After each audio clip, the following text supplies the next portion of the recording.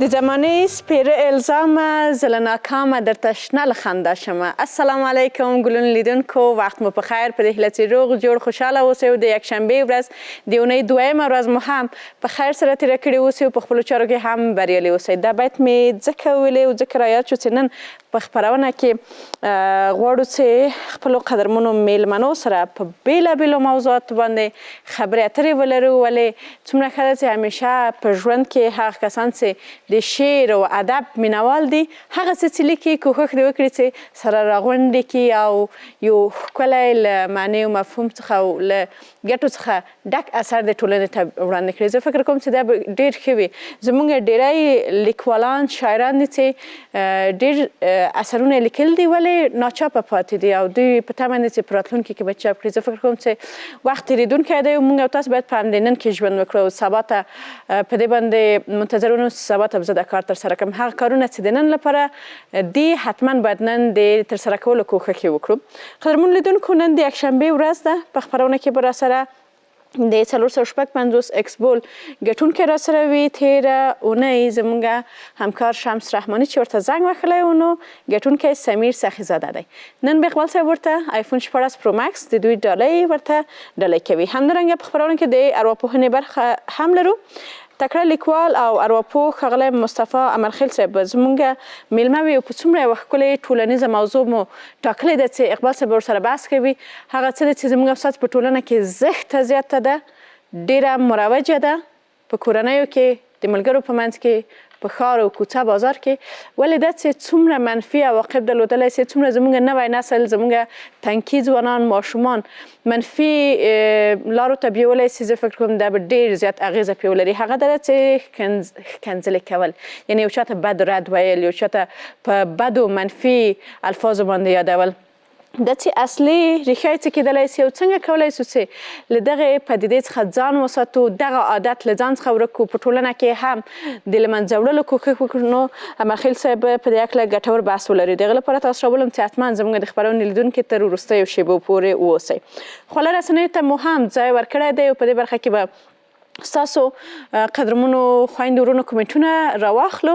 پوښتنه مو دا ده چې مه کوه په چا چې وبه شي په تا. دا هغه متل دی چې موږ تاسو همیشه په کتابونو کې مې لوستی دی، یو بل ته مو هم کارولی دی.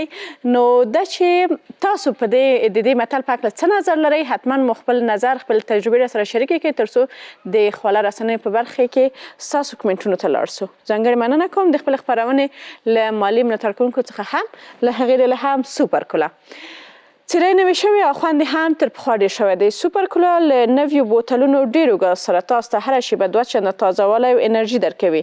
د خپلې خوښې څښاک نوې تجربه نوشي جان موشه. راسره اوسئ قدرمنو لیدونکو او په دې برخه کې به هم لاړ سو شیر احمد استاد لور ته چې نن کوم خواړه پخوي، لازمه توکي څه دي او په څومره وخت کې به پاخه شي. نو ټول هغه معلومات به موږ تاسو سره شریک کړي. شیر احمد استاد سلامونه، وخت مو بخیر. علیکم السلام. اسیرې خورې. لومړی سلام تاسو ته، لیدونکو ته او لیدونکو ته به وایي چې نن پکوړې د ګلپۍ تیارو. ځینې کسان اصلا ډېر هېوادوال زموږ دي چې له ګلپۍ خوړو سره هېڅ علاقمند نه دي او نه خوري. نو یارومرو یو ځل دا خواړه تیار کړي، ډېر خوند ښه ده او ډېر خوندور راځي. پکوړې هغه کسان که ګلپۍ قورمه نه پخوي نو نه خوښوي اولادونه یې، ماشومان یې، هرومرو دا ورته پکوړې تیار کړي تر څو ښې نوشجان کړي او راغلو میلمنو ته به هم خوندور تیاروو. ستړی یم شي. خیر اوسې. دا نو میوند جانو چې لغمان ته لاړو ماته ګلپۍ راوړ. کور دې ودان، سلامت ژوندی اوسې. یو پکوړې شي، بل د ګلپۍ شي. نو به دې راوړل که نه، یو بوجۍ دې راوړل، زه مجبور شوم یو مې راوړل درته یې باندې پوښ کړم. ګلپۍ زیاتره وایي چې والا زموږ نه خوښېږي، دا د هغه ده، خو بیا هغه خوند هغه هم بیا خوري. کله چې نارنج خصوصا پې ور واچوي که نه دا بیا بېل خوند لري. خیر پرحال سلامونه، وخت مو په خیر قدرمنو هېوادوالو، ستړي مه شئ. په خیر راغلی لمر ماښام خپرونې ته په دې هیله چې راته ښه واوسئ. او د ګلپیو پکوړې اوس فعلا موږ او تاسو دایم ګلپیو پکوړې په زیاتره فلمونو کې، زیاتره نورو هېوادونو کې لکه پاکستان او هندوستان چې ده د ګلپیو پکوړې ډېرې زیاتې پکې رواج دي او ډېر زیاتې خلک هم خوښوي. او زموږ هېوادوال نه پخوي، ځکه ما هم یو ځل معلومه وغوښتم چې پخوي کړو، یعنې یوازې ګلپي د پخوالي نه دی، موږ ښه اچار ترې نه جوړولی شو که نه. دلته یو مشر چې غږېده بیا د هغه خبرو ته مه ور دانګه. صحیح ده. ښځه اوس وایه. نو موږ تاسو کولی شو چې نه اچار جوړ کړو، ښه خورمګک ترېنه ښه منظمه پخه کړو که نه. او ځینې کباب کس ترې جوړېږي ګلپۍ؟ د ګلپیو کباب به یې جوړ کړو. بو بلې نه سیخو کې پیزا نه جوړېږي ګلپۍ پیزا؟ نه ګلپیو او شوخي کوم کباب نه لري. خو دا درې شی موږ لیدلي چې ترېنه پخېږي که نه. کباب د ګلپۍ جوړېږي رښتیا؟ نه، تا ویله چې د براکولیو سره کباب سیخ کباب چکن کېږي، ځکه چې براکولي چې دی هغه ډېر خوندور شی دی او خارجیان یې لږ زره خام واخلي. براکولي لیدلي ګلپۍ، شین ګلپۍ ځینې ورته وایي. زه ایسته کتې اوس راواخله. شین ګلپي واقعا هغه د سرطان لپاره ضد دوا ده. ته راواخله، ته مواد لازمه دي دې نوم خو ما اخله. ګلپۍ یو دانه، نخود وړه نیم کیلو راویستل شوي دي. تازه مرچ هم دا به په پکوړو په شکل جوړو. خوند دپاره یې ډېر ښه دی او ښکلا دپاره یې ګشنیز 2 رقمه چکني هم راغیستې ده چې کیچپ چکني ده. او پکوړې مساله 1 قاشق غټ غذاخوري، لږ زرچوبه او ترڅنګ یې پوډر د کیک ته چې اضافه شوي دي. او دا زیږه چې ښکاري دا مالګه ده 1 قاشقه. دا به ټول په وړو کې اچوو. چینی مالګه ده؟ نه، دا عادي وطني مالګه ده. چینی مالګه نه اچول کېږي. نو بیا به دا ورسره زیاتوو. مسالې چې مکس هم کړي. وروسته دغه نه به لږ اوبه هم اچوو، څو شېبې دپاره یې به ښه لرو. ګشنیز په اخر کې ورسره اچوو. غوړي به لږ زره ښه زیات ګرموئ او وروسته دغه نه ګلپي به ورسره هم مکسوئ او دې سره به اچوئ. ښه سره کېږي، چمتو کېږي، آماده کېږي. خو ځینې وخت ځینې کسان کله چې پکوړې سره کوي وایي زمونږ یا مثلا د چکن پکوړه، د چرګ غوښې یا د تور بانجان کچالو وایي نښلي د لاندې کړۍ پورې غوړ هم ډېر اچوو. هر چې غوړ ډېر یخ وي دغسې کېږي. غوړ باید لږ زر ګرم وي چې دا واچوئ سر ته راجګ شي. که دیګی ناسوز هم وي هغه مشکل برطرفه کېږي. او که بیا ناسوز یې نښلي هم نه، ځکه ځان بیرته رابیلوي. هسې هم دا کړۍ نامخدا ډېره پخوانۍ ده خو بیا هم ښه کار کوي، اصلي ده. اولډ از ګولډ. زه یو خبره درته وکړم چې رحمت ورور، اسټوډیو خو څه کوي په دې بسته منطقه کې د ګلپیو بوی ده. چارې یو تېرېږي ودرېږه، بیا دې خبرې وکړه. درته مې چې یو مشر غږېږي خبرې مه کوه. هر نفر چې تېرېږي ویل نن وایي ګلپي دي بېرته له اسټوډیو بیا پاته دا چا چې ویل هغه ته به یې نه ورکوو. دا پکوړې خوندور دا راته ووایه چې دا د اوله جوش کړي دي، څه شی دي کړي؟ دا اول باید تاسو ویشوئ، ځکه چې دا ونی شوی ارومرو کله چې تا وړو سره بیا ځدی غوړ کې اچوي د دې هغه وړه پخېږي خو خام ګلپۍ خپل خام پاتې کېږي. ځینې کسان په کړایي کې یو څو دانې واړه کړي د 10 دقیقې پرېږدي اماده کېږي، نو ډېر اسانه پخېږي، مشکل نه لري. زه به هېوادوالو ته وایم قدرمنو هېوادوالو تاسو واورېدې نوټې کوئ د خبرې سره عملي کوئ یې مه تر هغه وخته پورې چې یو ځل راشي موږ یې وګورو.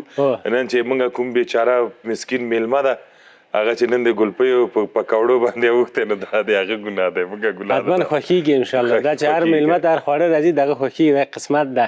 ځکه چې زه ورته وایم چې نور دا میلمه راونه غواړي که څه خیر ورځو دمې ته زر بېرته راګرځو.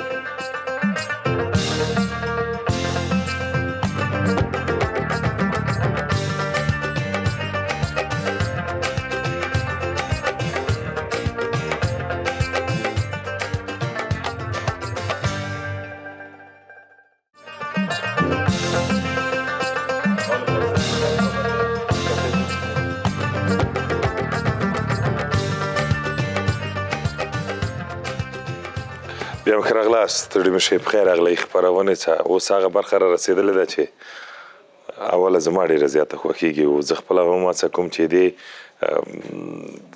آیفون ګټونکی شم، بس دا چې د چا نصیب و قسمت ورسېږي به. نو دا ځیله تېره اونۍ پنجشنبې په ورځ 10:06 بجې زموږ همکارانو سمیر سخیزاده ته زنګ ووهه او نوم د دوی په قرعه کشۍ کې راووته. سمیر جان خوش آمدید. سلام به شما و بینندگان عزیز لمرما خام. سمیر سخیزاده هستم، برنده 456. چطور هستی برادر؟ شکر فضل خدا. چی مصروفیت لالا؟ پیشه آزاد است. تجار هستی؟ نه قربان چم، یک دکانک خرد دارم. خب شکر. میشه روزگار میچله؟ شکر همی که روزگار میچله، همی که از کس و کس احتیاج نیست، می یک دنیا. الحمدلله شکر. شکر. دکان چی از خوراک فروشی است؟ نه یک خرید فروش چارچر ادپترینی. خب اینمی وسایل برقی رو الکترونیکی. چارچر آیفون من البته که من ندارم. یه گدایگری وقتی که دو تا پیسه دار گپ میزنه مطرب خودم میندازیده چیز یه چارچر شمیته فرما نه باز مزیش میره مزه خراب نکن. مزه میگه خراب نکن باز بیا کندوکیگی بیا خوان نکی بیا خوان نکی. کجا بودین که زنگ آمد شمس جان که براتون زنگ زد؟ داخل مارکت اتفاق مال میگرفتم. خب مال میگرفتین باز که زنگ آمد چی گفتین برش؟ برشان من اول فکر کردم که کدام کتمه شوخی نکنم با صدا شمس که شنیدم گفتم نه برو خدا شمس از صحیح از گفتم میایم داخل برنامه دیگه اینم تو عادی دیگه یک ذره خوش خدا میشه خامه باز خانه گفتین که بله 16 پرو مکس برآمده. بله آیفون دارین خودتون؟ بله فروشی هم دارین در دکان؟ نه خب کدام آیفون استفاده میکنین؟ ما آیفون های پایین از دیگه 16 پرو مکس نیست آیفون های مدل پایین است ما رو بیچاره دیگه 8 9 10 11 و 12 از این بالا نرفتیم نه 11 و 12 خب بالا او هم بالاست خیر تو از ما هم بدتر هستی سخیزاده صاحب بله سر به خانه کس عروسی خو کردین؟ بله سر بله سر اولاد دارین؟ شکر الحمدلله کلانترین اولادتون چند سال است؟ 16 ساله ماشاءالله نگفته که پدر او تو خود نام خدا 3 تا سر 3 شکت اومده جنجال هستم که ترسید خیر زبان سکارو کم دی سخیزاده صاحب در ډالۍ به ورته ورکړم بعد له هغې بیا سره خبرې وکړو. سخیزاده صاحب که رنگش چی رقم است و رمش چقدر و جیبیش چقدر آیی دیگه وقت و طاله والا این خوب یک رنگک است به نظرم که نمی رنگ اصلیه از این موبایل هست. یک دقیقه حلویش بگی باشه یک دفعه اینمی حلویش بیا یک چالانش کنین بعد از او باز تسلیمت میکنم. درست است سیب شما باش که نمی حلویش هم بیا نه انشالله. فکر میکردین که ایکس بول با وادی خود استاد است که میگه که هم مزه داره هم جایزه داره؟ والا باز وقت فکر میکردم رای که سال میکردم میفتم بچه شیرینی یک مصرف ناقص باز وقت میفتم نمیشه خدا میربانه باز که وقتی که براتون آمد ولی خب یقینی شدین که نه واسطه است نه هیچ چیز خب برو شکر همین که فهمیدین و براتون جایزه برآمد اینمی یک دنیا است با ما با کمپانی سوپر کولا هیچ وقت انشالله سر یک موبایل دو موبایل خود کم نمیاره. یا دو دسته بگی که میشون یا برات خدا نیک مبارک کنه یک کم کسی بیار که ما کت خودت ما با تو فدا تشکر تو معلوم میشه که تو با ما تو فدا قربانت بفرمایید لالا بخیر باشی. چی میکنی باز هم رای میتین دیگه نفرها اگه بگه تشویقش میکنی؟ چرا نمیکنم حالا ایره که ببرم 3-4 نفر دیگه میگه سمیر به چشمام رای میتم تو اینجا برنده شدی خب ما بالاخره برنده خواهد شدیم. بیا یک کار دیگه میکنیم چانسی تا یک امتحان میکنیم 6 دانه ایکس بول جنسینگ پیشورید ماندگیست شعار ایکس بول هم اینمیست که هم مزه داره هم جایزه داره بگید توکل به خدا میشه از قاطع از یا یک جایزه وارد برای هر کدومش که خوش میکنی از قاطع از یکیش خوش کنیم بغیر از بغیر از ها یا برو اینمی است تو بیا برو امورا میگیری اجازه است بگی بیشی بازش کن از خود طالب مرا با ما پرتو باش که خودتون مزامت نشین اینی رول ما میگیرم صحیح ببینیم که از کی میبره از کی میبره او باز که خودت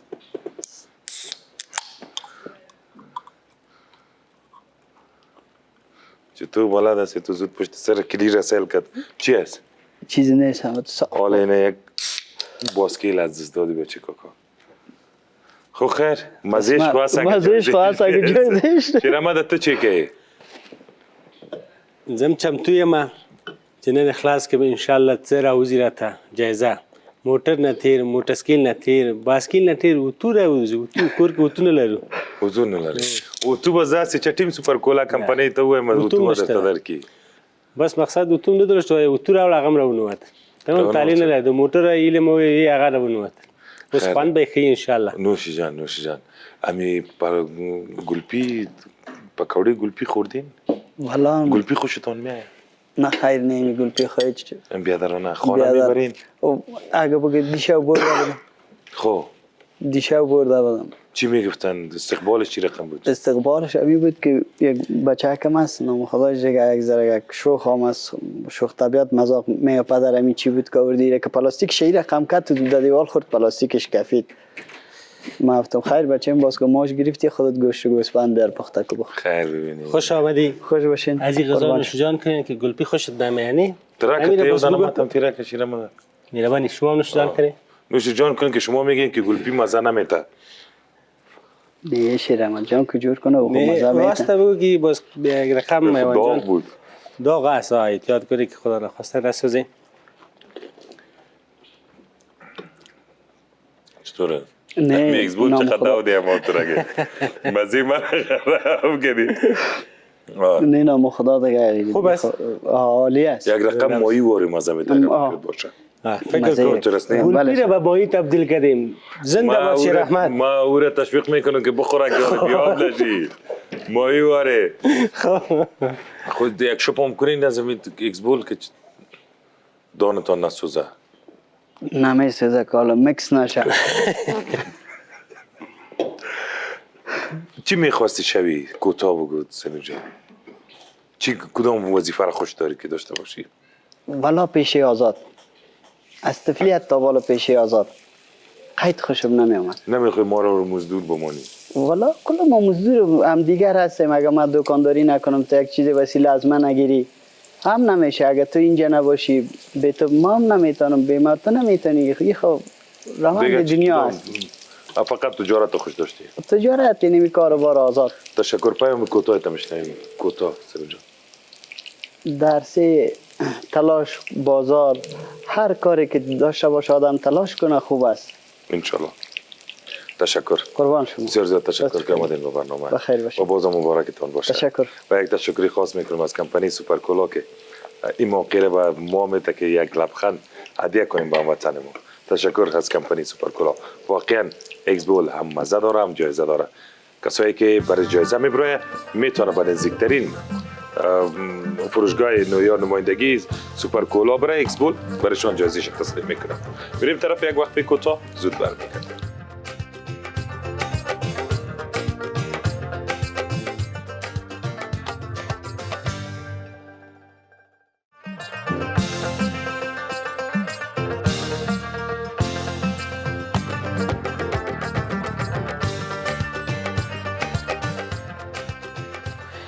قدرمن لیدونکو بیا هم ښه راغلاست. هرکلی وي تاسو ټول ته لمر ماښام خپرونې دوام دی. په دې برخه کې هم د خواله رسنیو برخه له تاسو سره شریکوو او تاسو وړاندې کوو ستاسو ګلونو هیوادوالو کومنټونو به ولولو چې څه نظر مو راکړی دی زموږ د نن ورځې پوښتنې په هکله.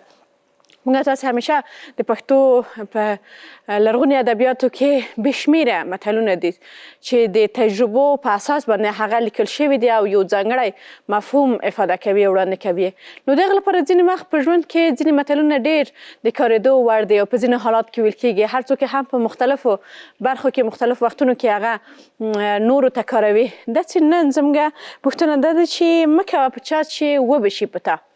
په دې هکله ستاسو کومنټونه به راواخلو چې څه نظر تاسو راسره شریک کړی دی. لومړی کومنټ ته ورځو.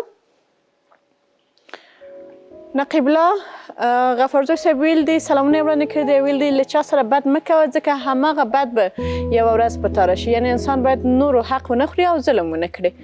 پرنس ان کی ویل دی هدف یې که یو چا ته په بده سترګه یا سپک نظر وګورئ د یو چا بې عزتي کوشش وکړئ الله تعالی به تا سپک رسوا ذلیل او بې عزته کړي.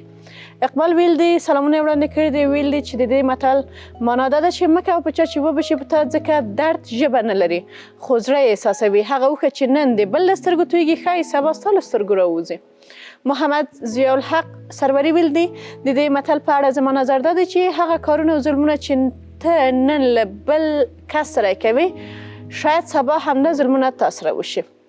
حسن پکتیوال صاحب هم ویلی دی وایي چې دا متل انسان ته د صبر او انصاف لاره ښیي. مطلب یې دا دی چې هر عمل نتیجه لري او بد عمل خامخا بدې پایلې ته رسیږي. محمد طارق ملکزاده ویل دی دا یو ژور او مهم متل دی چې خلک هڅوي عدالت رحم او درناوی وکړي. هر عمل نتیجه لري که ښه وي او که بد. احمد شاه جواد ویل دی په دې منتل کې غټ درس پروت دی چې یوازې د منفي کړنو، ناوړو دودونو او بد چلند برخه کې استعمالیږي. نو تل باید په ټولنه کې هغه څه وکړو چې د خپل ځان، کورنۍ او دوستانو لپاره یې وړ او ښه بولو. رحمت هجران ویل دی متلونه ټول دروغ دی، مه کوه په چا چې وبشي په تا، دومره ظلمونه مو ولیدل مګر هغوی سره هیڅ ونه شول. وسیل خان ویل دی دا متل د انصاف او همدردۍ احساس جوړوي. که خلک دا اصول مراعات کړي ټولنه به له ظلم، کینې او بد چلند څخه پاکه شي. همدارنګه حیران تنها هم سلام وړاندې کړی دی، ویل دی چې وایي هغه څه چې کوئ هغه برئ وئ. مجاهد پکتیاوال ویل دی متل معنا دا ده چې د چا سره چې څه وکړي الله تعالی به در سره کوي. تر هغه ساعته د الله تعالی نه وژني تر څو چې د هغه نه وي لیدلی.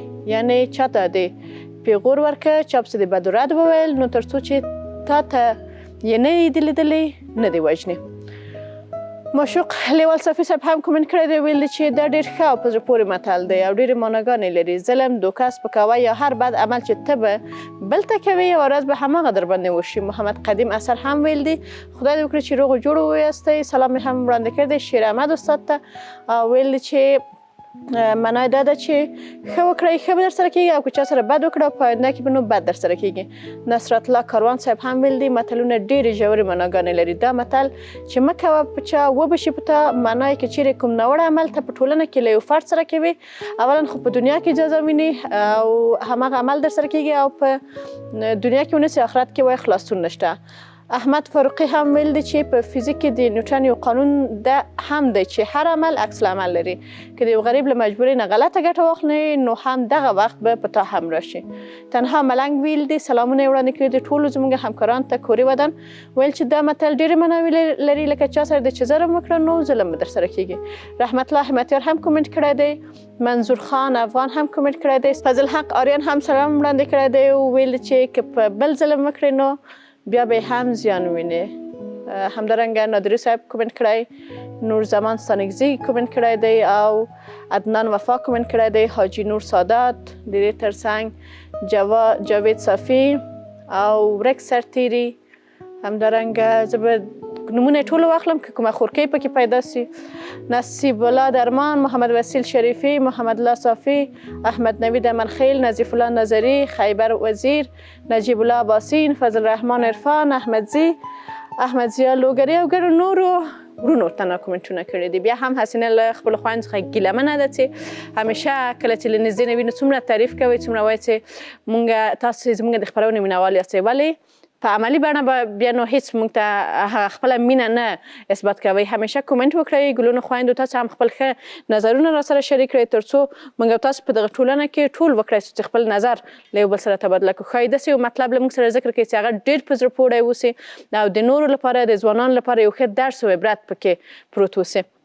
خپرونه هم دوام لري، را سره اوسئ. یو ځل بل لاړ پخلنځي ته چې شیر احمد استاد د ګلپیو پکوړې چیرې رسول دی او څومره کار یې پاتې دی. شیر احمد استاد ډېره زیاته برنه حسینې خورئ نو پکوړې ورو ورو د خیره سرې کېږي، چمتو کېږي، ډېرې خوندورې دي. ما دا اوس وخوړله نو ترېنه خوند واخیستی. هیله مند یم چې لیدونکي هم تیار کړي او ترېنه خوند واخلي، د هغه له مېلمنو هم نوشجان کړي.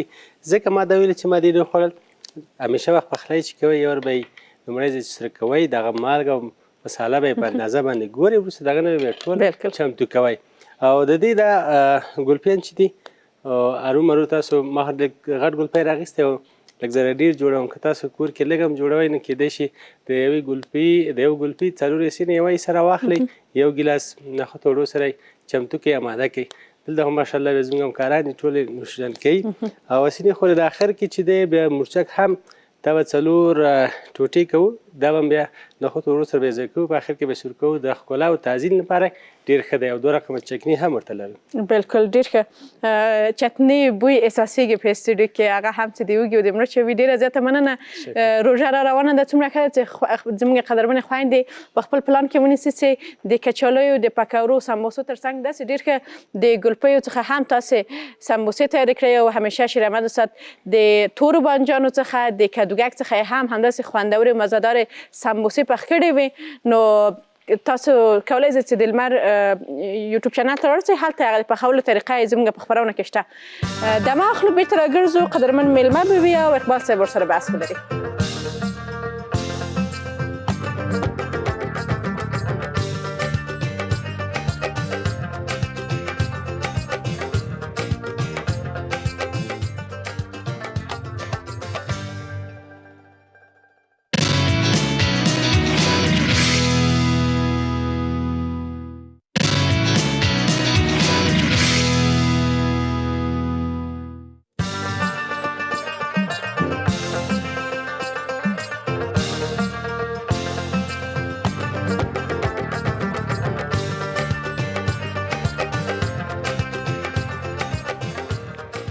ښه راغلاست، بیا هم ستړي مه شئ. په خیر راغلئ. خپرونې څه ورک ملګری مو ځل بیا را پیدا شه، ډېر پخوانی ملګری دوست مو چې تل به مو خپرونه ورسره ثبتول او د ارواپوهنې په برخه کې به یې تل موږ سره همکاري درلوده.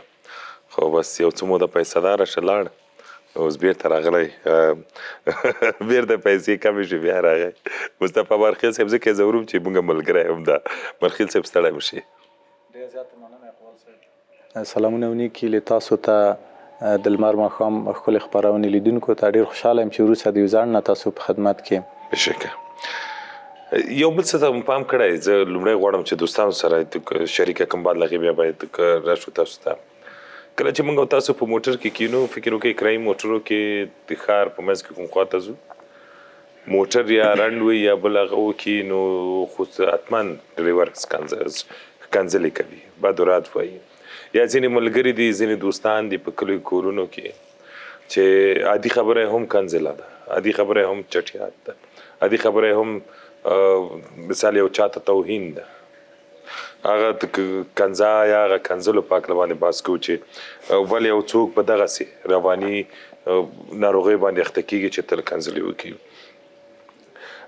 امرخیل صاحب، د کنځلو رواني ریښې څه کېدلی شي؟ ولې د یو څوک دونه اړ کېږي چې کنځلو ته مخه وکړي؟ ډېره مننه اقبال صاحب، ډېره ښه موضوع ده چې کله ناکله زموږ په ټولنې کې موږ ورسره مخامخ کېږو. په لومړي کې یو مقدمه کولرم څه رامنځته کېږي زموږ په مغزو کې چې دا کنځلې رامنځته کېږي، یا ځینې متاسفانه ځینې دوستان یا ملګري کنځلې کوي. زموږ د مغزو یو برخه لیمپیک نومیږي چې دغه د موږ احساسات او هیجانات کنټرولوي. کله چې یو درد، استرس یا فشار کله هغه باندې رامنځته شي، هغه غبرګون ښکاره کوي. دا غبرګون کې ځینې انسانان کنځلې کوي.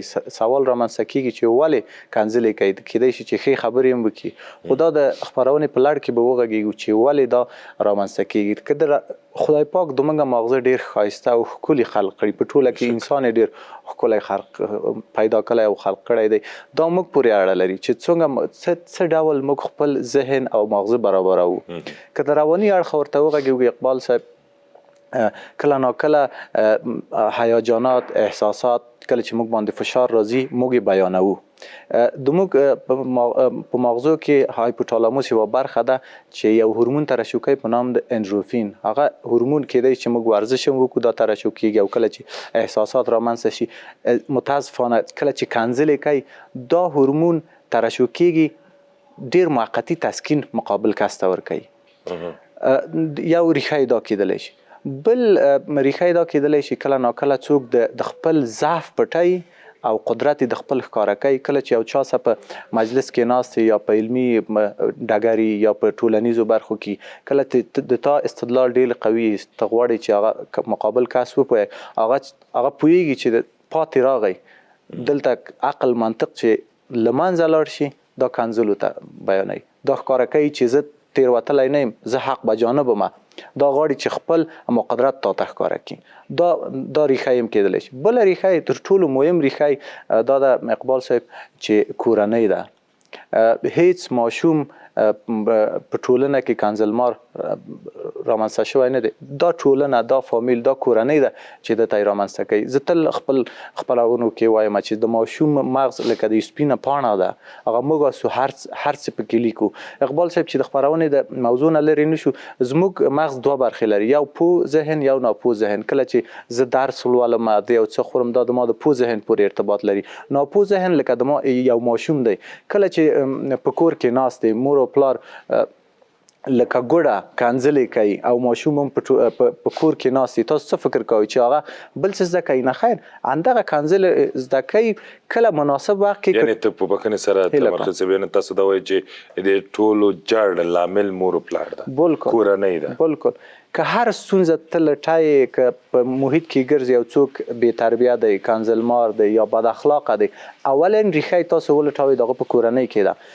که موږ یو مثال ورکو، یو کس دی ډېر مؤدبه کورنۍ لري او مور و پلار یې کله چې ستونزه رامنځته کېږي ډېر په منظم ډول حساس ډول ستونزه حل کوي او هیڅ چاته سپکې سپورې نه وایي.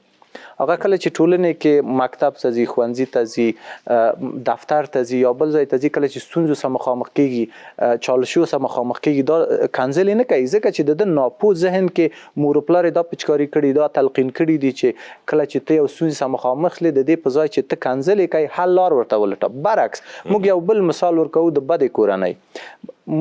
تلویزیون به چالان کړی، د بیلګې په ډول د ما څیری نه خوښېږي، یو کنځله کوي، ریموټ تبدیلوي، یو کنځله ماته کوي، بل چینل نیسي.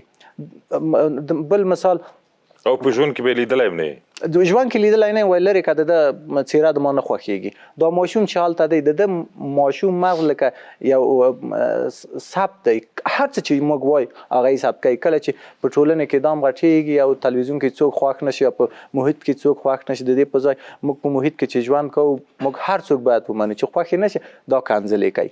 که ډېر بحث هم وکړو، ریښه یې راځي په ټولنې باندې. بل دلیل اقبال صاحب دا کېدلی شي چې محیط دی. متاسفانه ځینې محیطونه دي چې ناسالمه محیطونه دي. که کوچنی دی، که زده کوونکی دی، هغه درس وایي، په دې محیط کې ډېر کنځلې هر څه را روان دي. د ماشوم ذهن دا برداشت، دا تحلیل تجزیه نشي چې دا ښه خبره ده یا بد خبره. کله چې دا یو څوک ورسره یو بده خبره کوي، دا هم ورسره بده خبره، دا فکر کوي چې دا یو دفاع ده د ما. حال دا چې دا یوه لویه ستونزه ده. د موږ محترمې کورنۍ، ښوونکي ډېر توجه وکړي چې که غواړي په ټولنې کې ډېر سالمه ماشومان تربیه کړي، د خپل الفاظو ته باید فکر وکړي تر څو چې موږ داسې ستونزو سره مخامخ نشو. خیر اوسې، یعنې مور و پلار په لومړي قدم کې دي، بعد لغې د کورنۍ نور غړي دي او بعد لغې جامعه ده. دقیقاً هم که چېرته د کورنۍ ښه تربیه ورکړي او کورنۍ له دغه بدو الفاظو څخه ډډه وکړي، نو طبعا د ماشوم بیا جامعه په هغونه ته تاثیر نشي درلودلی. دقیقاً داسې د اقبال صاحب رحمان بابا وایي هرونه خپله میوه نیسي. په نارنج کې مې انار لیدلی نه دی. زه شعر شاعري کې هم سم نه یم کېدی، خدای دې وکړي شعر مې صحیح لوستلی. که ته په ټولنه کې په کور کې ښې خبرې وکړې، ثمر بیدایي، ته به یو سالمه ماشوم ټولنې ته وړاندې کړې. که بدې خبرې وکړې، ټولنې ته به ناسالمه ماشوم وړاندې کړې. په ده نه غږېږو چې د ده عواقب څه دي. کله چې ته یو چا ته کنځلې کوي، هغه بیرته درته ګل نه درکوي، هغه هم یا فزیکي برخورد کوي، هغه کنځلې کوي، لویه ستونزه جوړېږي. که خدای پاک په سپېڅلي قرآن کې کرات مرات تاکید کړی دی چې تاسو ښه خبره وکړئ، ښه الفاظ یو بل ته وایي. رسول الله صلی الله علیه وسلم فرمایي که په خدای او په آخرت ایمان لري، ښه خبره وکړئ. که ښه خبره نه کوئ، سکوت اختیار کوئ. ځینې انسانان دي چې اړتیا هم نه لیدل کېږي چې دا وغږېږي، دوه ښې خبرې به نه کوي، لس به کنځلې کوي. دا متاسفانه دا ډېر یو ناوړه بد عمل دی چې ترې ډډه وشي. او که موږ که غواړو خپل ماشومانو باندې سرمایه ګذاري وکړو، موږ باید د دې بد الفاظو څخه ډډه وکړو. دا به ډېر ځینې ملګري به وایي دا کوم ستونزه نه ده، اما ډېره لویه ستونزه ده دا. بالکل. زه غواړم دغلته یو بل څه ووایم امرخیل صاحب. د کورنۍ مشران، د کلي مشران، د کلي ملک، د کلي سپین ږیری، د جومات مولوي صاحب، مکتب ښوونکی، دا ټول په دې کې رول لري. او که چېرته موږ او تاسو ټول پام وکړو، نو کیدای شي چې آینده نسل مو له دغسې بدې رواني، دې ته هم رواني ناروغۍ ویلی شو، له بدې رواني ناروغۍ څخه یې وژغورو. اوس که دغه کوم کسان چې پې روږدي دي، دغه کوم کسان چې دغسې یو عمل کوي، دغسې یو بد خصلت په وجود کې شته، او امام تا په عمر باندې رسېدلی دي، یا امام تا له عمر نه زیات دي، یا اوس له ځوانانو نه زیاتره سپین ږیري که فکر دې کړی ټولو هغه هم دغسې دي چې معمولي خبره شي حتما یو کنځا او یو هغه کوي. راځه مو دې ته بعد له دمې نه بیا ځواب واخلم چې دې کسانو سره اوس څه کول پکار دي، دې کسانو ته څنګه یو مشوره ورکو یا څنګه پوه کړو چې راځئ له دغه غلطو الفاظو نه یو څو ښه ټکي زده کړو، یو څو ښې خبرې سره وکړو. او دوی به اوس فکر کوي چې ولا که یو څوک جنګ را سره وکړي، یو څوک مې موټر وایي، زه خو نشم کولی چې جان قربان ورته ویم، خو د حل لاره لري. ورته دمې ته بعد دمې چې راغلو بعد له هغې به یوه پوښتنې ته ځواب راکړي. دوستانو سره به اشتراک کړو.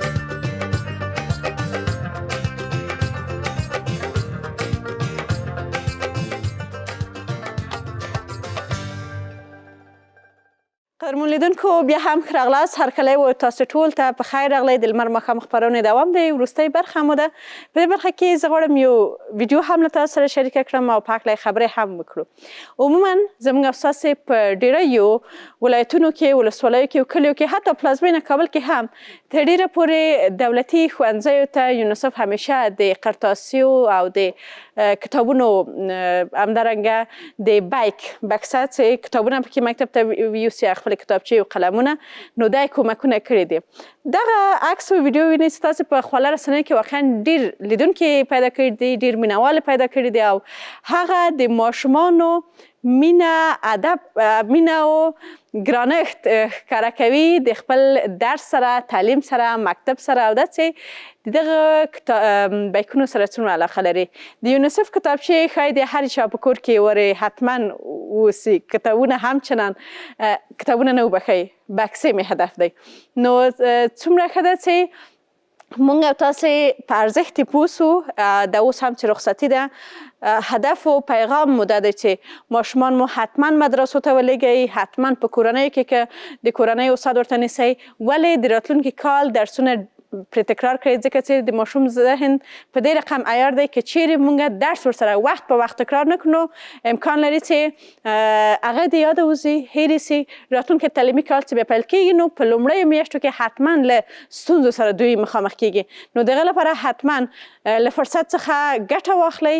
هم که تاسې کولی سئ په کورونو کې له خپلو ماشومان سره کتابونه حتما له مکتبونو څخه واخلئ، تکرار یې کړئ او هم مدرسو ته ولېږئ. بیرته ولاړ سو اقبال صاحب لور ته چې د خپل قدرمن میلمه سره بحث ته دوام ورکړي.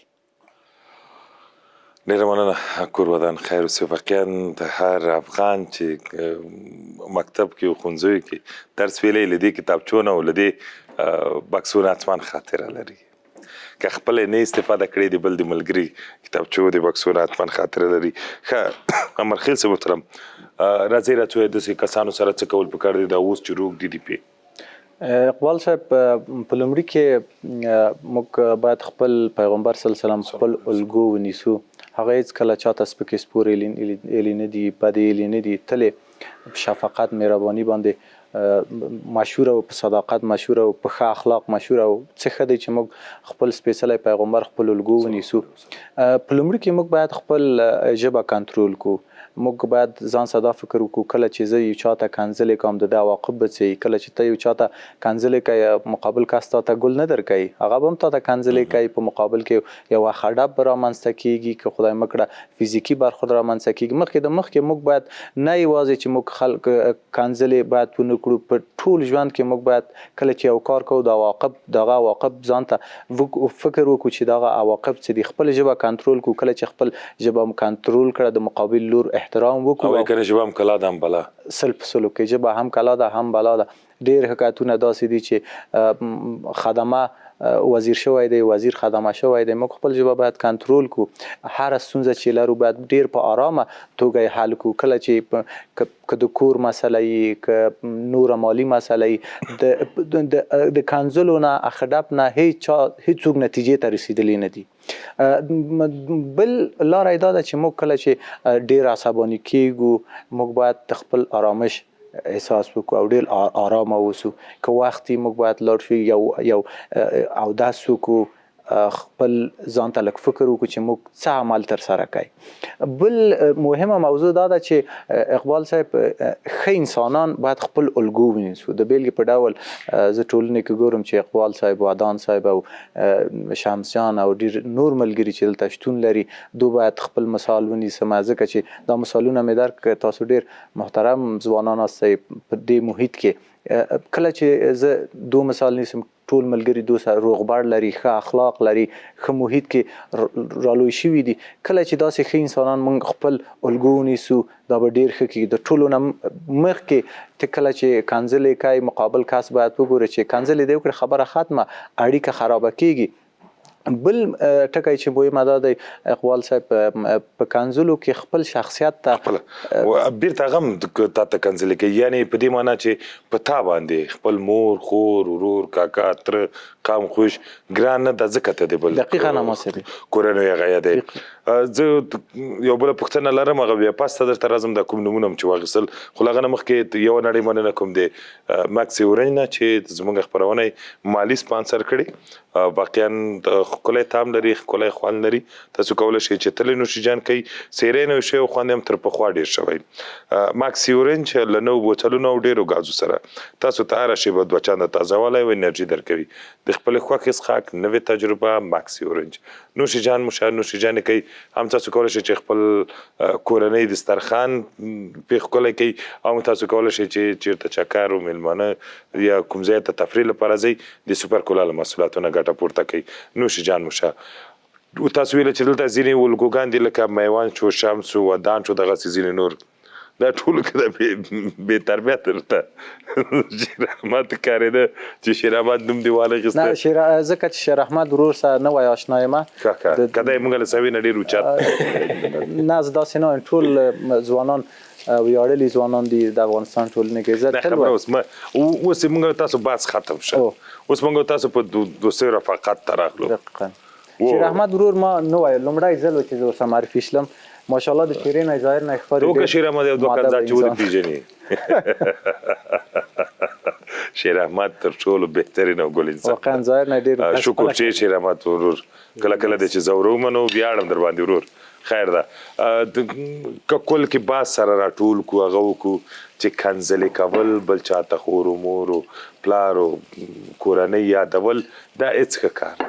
دقیقا یعنې په دې معنا چې ته د بل یادوې نو تا باندې تا م یادېږي، نو بل مه یادوه چې تا یادې نه شي.